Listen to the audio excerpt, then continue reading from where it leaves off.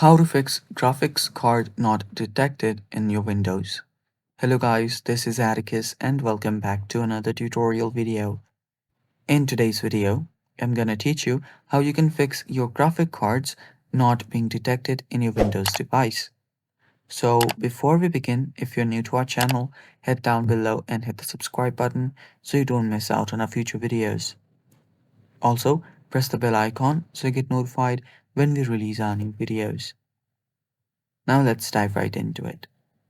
First step that you will need to take is open up your search and search for system configuration.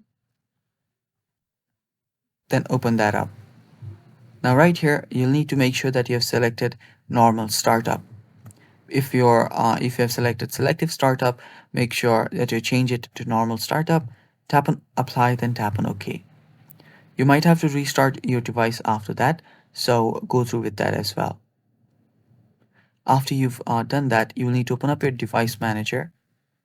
And after you open up your device manager, what you'll need to do is locate your display adapters or your graphic cards basically. You can select that. We can right click on it. Then you'll see update driver or other options. Just double tap on it and open the driver up. Head over to the drivers section right here. Then simply tap on update driver.